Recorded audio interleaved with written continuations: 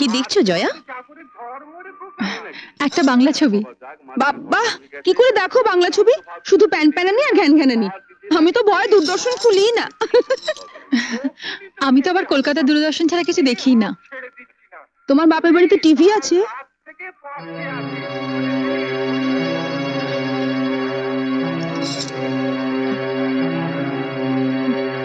আছে, একটা ছোট ব্ল্যাক এন্ড হোয়াইট টিভি আছে। আসলে আমাদের কেবল কানেকশন নেই তো, তাই ওই কলকাতা দূরদর্শনের প্রোগ্রাম দেখতে দেখতেই অভ্যস্ত হয়ে গেছি। এবার অভ্যেসটা বদলাও। ওটা বন্ধ করো আর কেবল টিভি দেখো। এখন আমরাও তো দেখবো। একটা দারুণ হিন্দি ছবি আছে। কি ছবি? হাম আপকে হ্যায় কৌন। ও, ওই ছবিটা তো কয়েকদিন আগেই দেখিয়েছিল, দেখোনি? দেখবো না কেন, দেখেছিলাম। কিন্তু ও ছবি যতবারই দেখো পুরনো হয় না। আর মাধুরী দীক্ষিতকে দেখে তো মন আর ভরে না, তাই না দিদি? যা বলেছিস। কিন্তু মাধুরীকে নিয়ে ওসব কথা তো ছেলেরা বলে, মেয়েরাও বলে। তবে তুমি অবশ্য বলবে না, তার কারণ তুমি তো নিজেকে মাধুরীর থেকেও সুন্দরী ভাবো।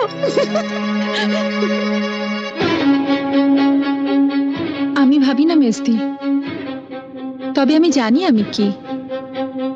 একেবারে পাতে দেওয়া যায় না এমন হতকুচ্ছি তো আমি নই, তাই না? নইলে এ পাড়ায় যাদের বাড়িতে পড়াতে আসতাম তাদের বাড়িতে মা আমাকে দেখেই সঙ্গে সঙ্গে তার ছোট ছেলের বউর জন্য পছন্দ করে ফেলতেন না। আর শুধু কি তাই, বলতে গেলে একেবারে বিনা পয়সায় এক কাপড়ে শাখা সিঁদুর পরিয়ে এবারই ছোট বউ করে নিয়ে এলেন। কলকাতা শহরে তো আর মেয়ের অভাব ছিল না। না, তা ছিল না, কিন্তু ছোট ঠাকুরপোর বিয়ের বয়স হয়ে গেছিল। অত সামান্য রোজগেরে ছেলের জন্য কোনো অবস্থাপন্ন ঘরের ডানা কাটা পরি তো আর পাওয়া যাবে না, তাই তোমার সঙ্গে বিয়ে দিয়ে দিলেন। বর্দা মেজদার যখন বিয়ে হয়েছিল তখন তো ওনাদের রোজগার খুব ভালোই ছিল, তাই না? ওনারা কি ডানা কাটা পরি পেয়েছেন?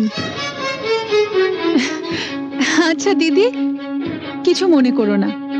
তোমাদের দেওরের যদি রোজগার ভালো হতো আর তার যদি বড়লোকের সুন্দরী মেয়ের সঙ্গে বিয়ে হতো, তাহলে তাহলে তোমাদের কি লাভ হতো বলো তো?